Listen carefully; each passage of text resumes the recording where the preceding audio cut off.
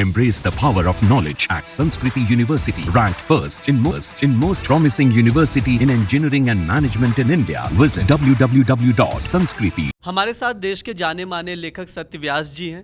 उन्होंने बहुत सारे किताबें लिखी हैं, जैसे बनारस टॉकीज़ लिखी, 84 लिखा, अभी हाल ही में लकड़बग्गा भी लिखा। इस पर भी हम बात करेंगे। सर, दैनिक जागरण में आपका बहुत बहुत स्वागत है। बहुत शुक्रिया। दैनिक जागरण परिवार का बहुत शुक्रिया मुझे ये मौका देने के लिए। जी, जो आपने किताबें लिखी हैं अब तक, उन किताबों पर हम विस्तार से बात करेंगे एक एक करके, लेकिन मैं चाहूँगा कि आप अपनी जर्नी बताइए कि लॉ से आपका सफ़र किताब लिखने तक, वो भी हिंदी में, कैसे शुरू हुआ, कैसे यहाँ तक आप पहुँचे।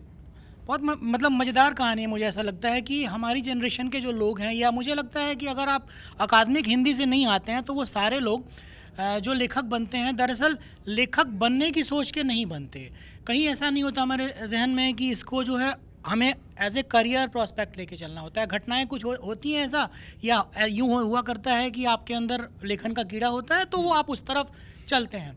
यही मेरे साथ भी हुआ। पढ़ाई के दौरान बहुत सारी ऐसी घटनाएं थीं जो जीवन में घटित होती रहती थी, और बहुत मज़ेदार घटनाएं हुआ करती थी वो।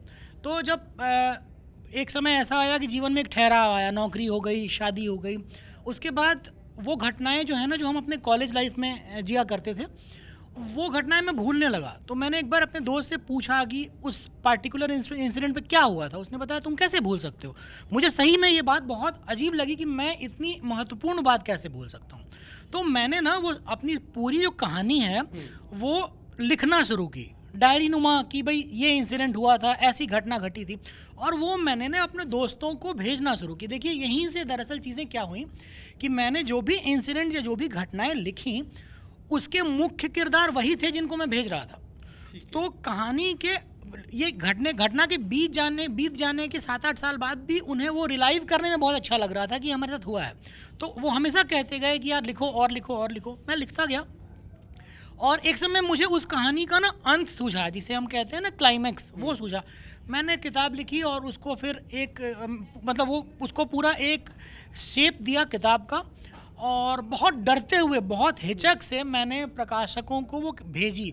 मुझे कभी उम्मीद नहीं थी कि जिस तरह से मैंने इसी तरह से लिख दी है चीज़ें। मैंने कोई ट्रेनिंग नहीं ली है, मैं किसी अकादमिक हिंदी से नहीं आता हूँ, क्या मेरी किताब छपेगी। लेकिन कुछ बात थी किताब में कि प्रकाशक ने उसे माना कि हाँ, हम इस किताब को करते हैं। उस तरह से बनारस टॉकीज़ मेरी पहली किताब रिलीज़ हुई, और मुझे लगता है कि मैं थोड़ा सा फॉर्चुनेट भी हूँ, या फिर उस किताब की कोई बात होगी कि उसने आशातीत सफलता प्राप्त की। और उसके बाद से, उस किताब के बाद से ही एक पाठकों का जो एक प्रेशर होता है कि सर अगली किताब कब आ रही है, अगली किताब कब आ रही है, ये प्रेशर मुझसे लिखवाता गया और मेरे भीतर से लेखक उभर कर आया। जी, आपने इतनी सारी किताबें लिखी, मैं जानना चाहूँगा कि जब किताबें आप लोग लिखते हैं, उसमें कितना सच होता है और कितना काल्पनिक होता है। देखिए, एक विधा होती है, इसे फंतासी हम कहते हैं, जिसमें Harry Potter and all that series आती हैं। उसको छोड़ दें तो जितनी भी विधाएं हैं, अगर उसका लेखक ये कहता है कि इसमें सत्य कुछ नहीं है, तो मेरी सोच ये है कि वो कहीं ना कहीं बात छुपा रहा है। हमारी जो किताबें हुआ करती हैं, चाहे वो उपन्यास हो, चाहे रिपोर्टाज हो, या जो कुछ भी, उसमें हम कहीं ना कहीं ज़रूर होते हैं। हाँ, ये ज़रूर होता है कि अगर मैंने अपनी किताब में 3 पात्र रखे हैं, तो दरअसल आम जिंदगी में वो 3 पात्र नहीं होंगे, वो हो सकता है 30 पात्र हों।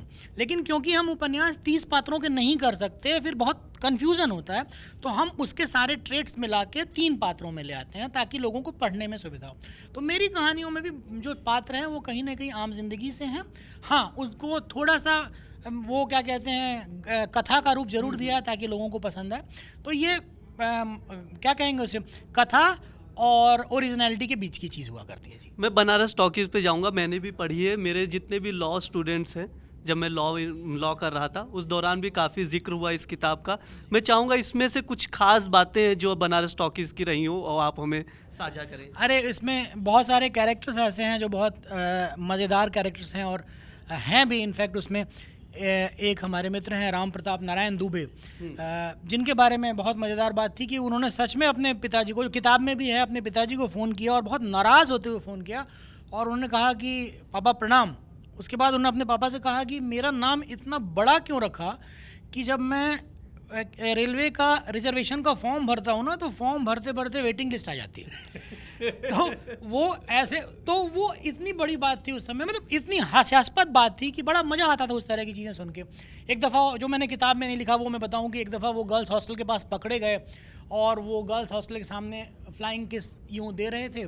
टीचर ने पकड़ लिया और उनसे पूछा कि ये तुम क्या कर रहे थे। तो दुबे जी इतने वाकपटु थे, उन्होंने तुरंत कहा, तुरंत 2 मिनट भी मतलब सोचने का भी मौका उन्होंने नहीं लिया और कहा कि मैम वो गर्ल्स हॉस्टल में लड़कियां हल्ला कर रही थी ना, वो बहुत आवाज़ आ रही थी, तो मैं कह रहा था कि चुप रहो चुप रहो चुप रहो। तो इस तरह के इंसिडेंट्स थे जो बहुत मज़ेदार इंसिडेंट्स थे, जिसने बनारस टॉकीज़ की नींव रखी। और बहुत सारी ऐसी बातें थी। मैं तो हमेशा कहता हूँ कि बनारस या उस बनारस टॉकीज़ में इतनी कहानियाँ हैं कि 10 और किताबें मैं लिख सकता हूँ। बट फिर ये चीज़ें होती हैं कि बहुत सारी चीज़ें अपने तक महदूद होती हैं, अपने तक सीमित होती हैं, तो उसको किताब की शक्ल में नहीं लाया जाता। तो ऐसी चीज़ें थी। वैसे बहुत सारे लोग, मैं आपको बताऊं, अगर पार्ट 2 पे मैं जाऊं तो वैसे बहुत सारे लोग आज वकील हैं और उनकी वकालत जो है ना, वो अपने आप में आप देखेंगे ना तो एक पूरी किताब है, जहाँ वो जब बात करते हैं जज से या जज उनसे जब सवाल पूछता है और वो जब उसके जवाब देते हैं चीज़ों को या वो ज़िरह करते हैं, तो उसमें इतना हास्य होता है कि अगर आप कभी, मैं किताब लिखूं या आप कभी जाके बैठ जाएं किसी कचहरी में, तो हमने ना एक वो फिट किया हुआ है फिल्मों में जिस तरह कचहरी दिखाई जाती है। दरअसल कचहरी वैसी होती नहीं है, कचहरी उससे बहुत अलग होती है, लोग बहुत जिंदा दिल होते हैं वहाँ, चीज़ें बहुत मज़ेदार होती हैं। तो वो चीज़ें बनारस टॉकीज़ में करके आई और इस तरह से ये किताब कंप्लीट हुई। जी, मैं चाहूँगा कि मतलब सब लेखकों को बनारस से ही ऐसा मतलब वहाँ है क्या कि इतना प्रेम है, क्योंकि दिव्य प्रकाश दुबे भी उस पर लिखे अक्टूबर जंक्शन, आपने भी लिखा, दूसरे लेखक भी लिखते हैं, मतलब ऐसी क्या बात है वहाँ पर? एक चीज़ है ना बनारस में, इसको कहते हैं रहस्यवाद, मिस्टिसिज्म जो कहते हैं। आप अगर वहाँ जाते हैं ना, तो अगर आप बाहर से जाएंगे, मैं हमेशा कहता हूँ कि बनारस 2-3 दिन में घूमने की जगह नहीं है। अगर आप बनारस 2-3 दिन के लिए गए ना, तो आपको वहाँ पे केवल ना जो दिखाई पड़ेगा वो कूड़ा कचरा और गंदगी दिखाई पड़ेगी। बनारस जीने की जगह है। बनारस आप कम से कम जाएं तो 15 दिन के लिए जाएं, 15 दिन का समय लेकर जाएं, तब बनारस फिर आपको अपने लाइफ में फिर कभी दोबारा लौट के आने नहीं देगा। उसमें एक मिस्टिसिज्म है।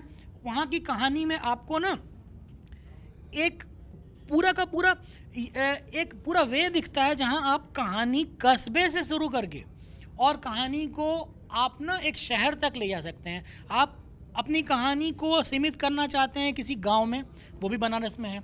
आप किसी कहानी को सीमित करना चाहते हैं यूनिवर्सिटी में, वो भी है। आप चाहते हैं कि नहीं मेरी कहानी इतनी आज की है कि वो शहर की बात करती है, आप वहाँ भी बनारस फिट कर सकते हैं। दूसरी बात है कि वहाँ के किरदार इतने जिंदा दिल है ना कि वो आपकी किताब को मज़ेदार बनाते हैं, आपको इंटरेस्ट आता है उसमें। दरअसल यही रीज़न रहा कि बनारस को बहुत लोगों ने एक्सप्लोर किया। मुझे ऐसा लगता है कि बनारस टॉकीज़ की सफलता भी एक कारण रही होगी कि उसके बाद बहुत सारी ऐसी किताबें मेरे जहन से गुजरी जिसमें बनारस को ही मेन थीम रख के और किया गया। तो ये होता है, ये जैसा हमने देखा है फिल्मों में भी, अगर फिल्म अगर आ गई बहुत बड़े नाम की, हम आपके हैं कौन, तो उसके बाद 10 साल तक उतने ही बड़े नाम की फिल्में बनती रहती हैं, ठीक है ना।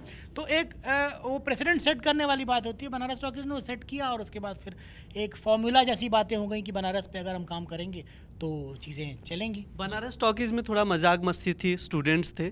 उसके बाद आप सीरियस टॉपिक पे आते हैं, जहाँ पर प्रेम भी था। 84 की बात कर रहा हूँ मैं, उस पर फिल्म भी बनी, वेब सीरीज़। कहाँ से, मतलब एक लेखक के लिए कितना मुश्किल होता है कि एक मजाक मस्ती की किताबें लिखना, सीरियसनेस था वहाँ पर, चीज़ें लोगों से जुड़ी थी, उसके बाद एक दंगे पर किताबें लिखना, कितना फ़र्क उस चीज़ को लेके? बहुत फ़र्क होता है, मैं आपको बताऊं। लेकिन यही दरअसल आपके भीतर के लेखक को निखार के लाता है।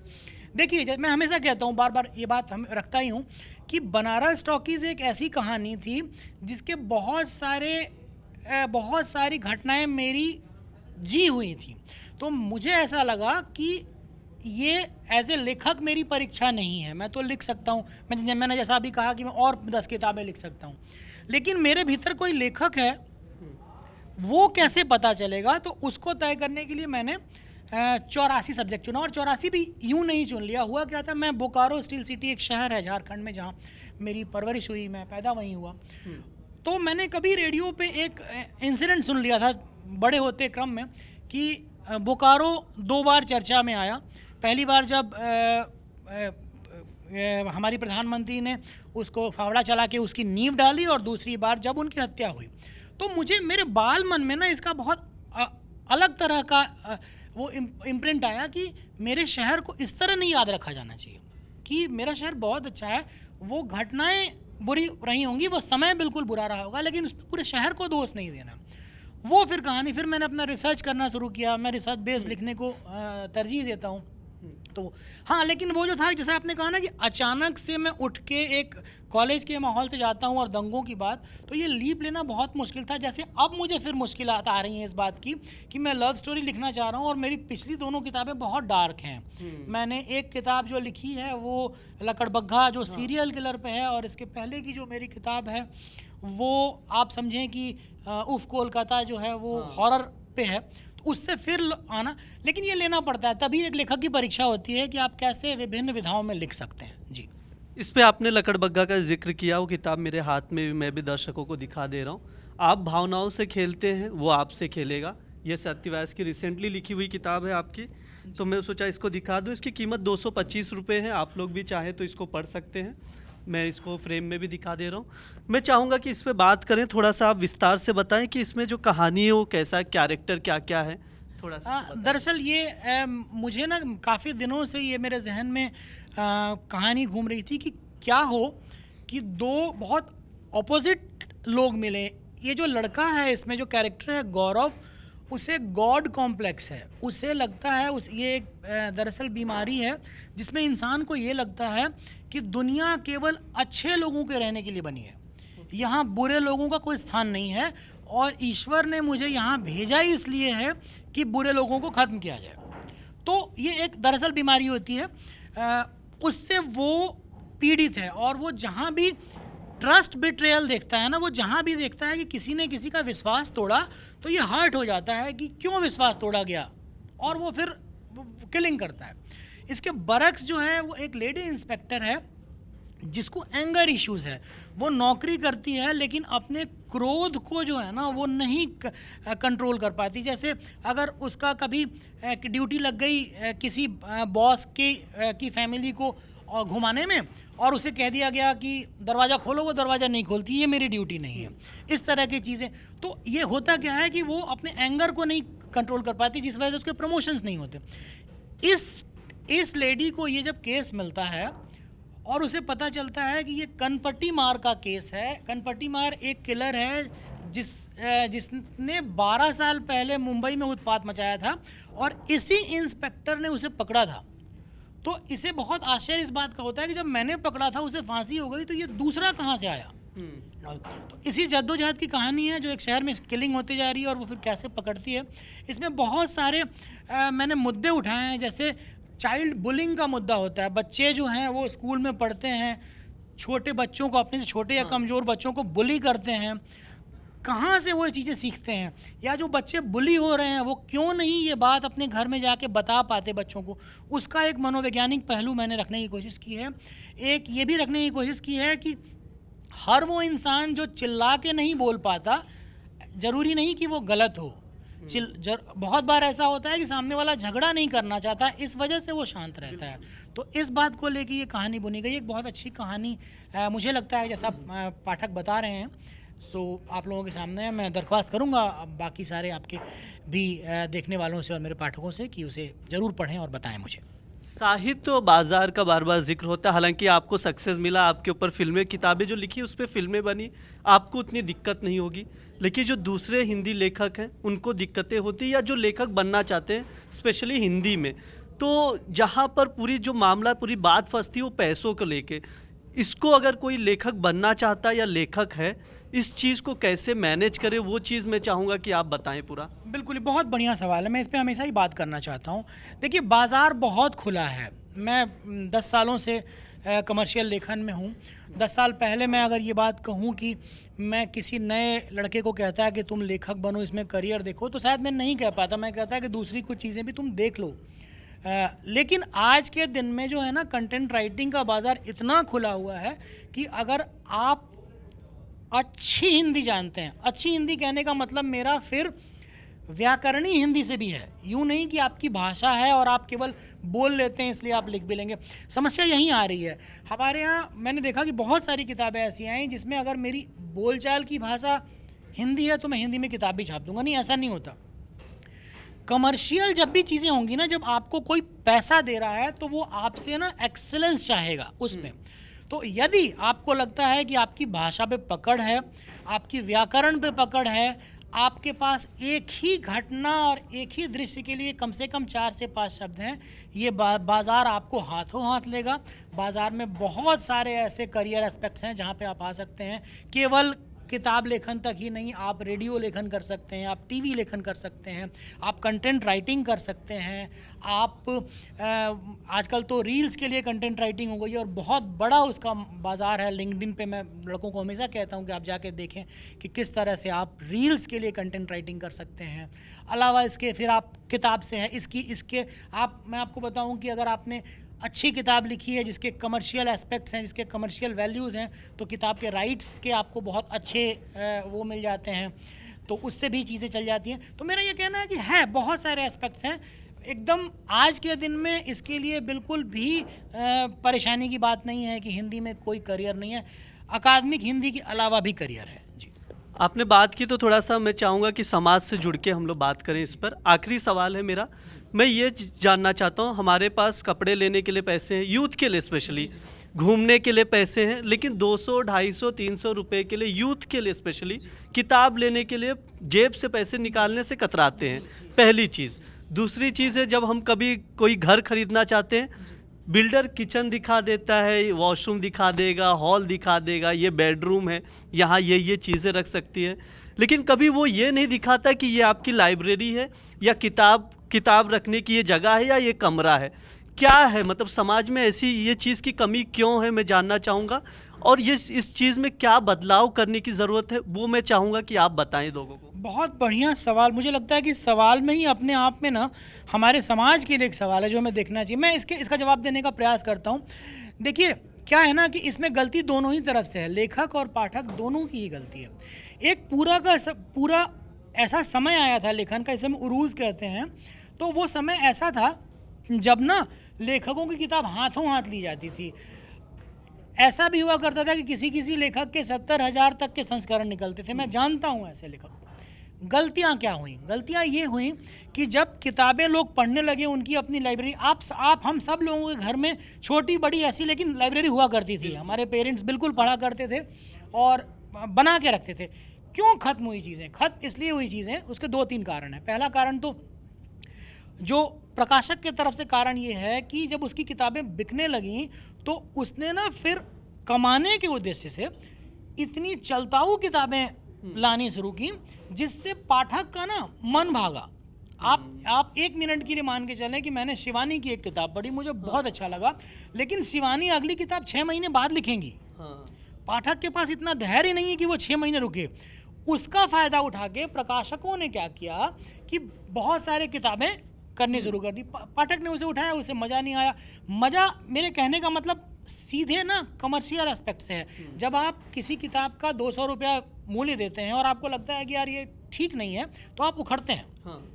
ये चीज़ें जब बहुत अलग लेवल पे चली गई, बहुत ज़्यादा होने लगी, तो पाठक इससे दूर होते गए, कतराने लगे। फिर न सिर्फ कतराने लगे, वो अपने उस समय का ना ढूंढने लगे कि और कहाँ से मुझे ये मिल सकता है। टीवी ने वो जगह ले ली, केबल टीवी ने वो जगह ले ली।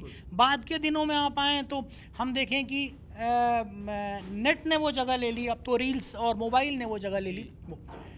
फिर मैं कहना चाहूँगा इसके अलावा भी कि इसके अलावा भी जो है ना वो अपना स्पेस किताबों का है। मैं देख रहा हूँ पिछले 10 सालों से, कभी मुझे इस बात की कमी नहीं रहती है कि मेरे पास पाठक नहीं है। मेरे प्रकाशक को कभी इस बात की कमी नहीं रहती है कि सर इतने का अगर हम निकाल रहे हैं इम्प्रिंट तो कैसे चीज़ें नहीं चलेंगी। ये तो हुआ पाठक आपने प्रकाशक की तरफ से। लेखक के तरफ से दिक्कत क्या हुई? लेखक के तरफ से दिक्कत ये हुई कि बाज़ार में रहने के लिए उसने रिसर्च करना छोड़ दिया। जो चीज़ें आई वो ले लिया। मैं तो कई दफ़ा तो यूं भी हुआ, लोग मानने को तैयार नहीं होते, कि लोगों ने घोस्ट राइटिंग कराई। एडवांस प्रकाशक से पैसा मिल गया है, मेरे पास कहानी नहीं है, मैंने ABC किसी को कहा कि मुझे 15 दिन में किताब लिख। अब आप खुद सोचें 15 दिन में किताबें कैसी होंगी? मुझे पैसे लेने हैं, मैंने देना। तो ये लेखक की तरफ से भी गलती हुई। इस वजह से जो है ना वो पाठक दूर होते चले गए। लेकिन कितनी अच्छी बात की आपने कि आज हम जो है वो कभी ये बात नहीं कि पूछते कि भाई लाइब्रेरी है कि नहीं है, कितनी अच्छी। इसका रीज़न है, इसमें एक और बात जोड़ूंगा, हम अपने पेरेंट्स से, हम सब लोग जो है वो मांग लेते हैं पैसा कि पिज़्ज़ा खाना है, बर्गर खाना है, घूमने जाना है, फिल्म देखनी है, सॉरी, हम में से कितने लोगों ने ये मांगा होगा कि 200 रुपये दीजिए मुझे किताब खरीदनी है। हम नहीं करते। इसमें मुझे लगता है कि हम जो क्या कहते हैं फैमिली मेम्बर्स हैं या अभिभावक हैं, उनको भी कहना चाहिए ये 200 रुपये लो, किताब लाके पढ़ो। पेरेंट्स दोष देते हैं कि मेरा बेटा दिन भर लैपटॉप पे बैठा है, गेम खेल रहा है और चीज़ें अलग अलग। कितनी सही बात है। हम कहाँ अभिभावक के रूप में भी हम कहाँ देते हैं 200 रुपये कि ये जाओ और किताब खरीद के लाओ और पढ़ो। तब तो वो देखिए ये बिल्कुल वो उसी तरह से है ना, जैसे हम पालन पोषण करते हैं ना, ये भी डालना पड़ता है। मैं अगर अपने बच्चे को नहीं बैठाऊँ पढ़ने तो वो नहीं पढ़ेगा। 1000 में एक कोई बच्चा होगा जिसमें वो होगा कि नहीं मुझे पढ़ना ही है, बाकी 999 की नीड हमें कैटर करने हैं। इसी तरह से हमें घर में पढ़ना है, हमें घर में पढ़ाना है बच्चों को, हमें बोलना है पढ़ो किताबें, इर्रिस्पेक्टिव ऑफ लैंग्वेज। मैं फिर ये कहता हूँ, अगर उसे किताब अच्छी लगेगी तो वो हिंदी और इंग्लिश नहीं देखेगा, वो उठा के पढ़ेगा, उसमें वो जब आएगी मन की बात आएगी। तीसरी बात मैं जोड़ दूँ इसमें कि कभी एक लेखक को ऐसा नहीं सोचना चाहिए कि मेरे पास 125 करोड़ पाठक हैं, ठीक है। पाठकों का एक अलग वर्ग होता है जो किताबें उठा के पढ़ते हैं, जो नहीं पढ़ते हैं वो गलत नहीं है, उनका अपना जो समय है वो देने का अलग उनके पास वो है। पाठक जो होते हैं वो अलग तरह के लोग होते हैं, आपको उन्हें ढूंढना है और अच्छी किताबें उन्हें देनी है। बहुत बहुत धन्यवाद सत्यव्यास जी हमसे बात करने के लिए। मैं फिर आखिरी में कहूँगा कि हाल ही में लिखी है ये किताब, लकड़बग्गा नाम है। आप भावनाओं से खेल सकते हैं, वो आपसे खेलेगा। ये किताब है, आप लोग ज़रूर पढ़ें, हाल ही में लिखी है सत्यव्यास ने। सर, दैनिक जागरण से बात करने के लिए बहुत बहुत धन्यवाद। बहुत शुक्रिया आप लोगों का, बहुत शुक्रिया।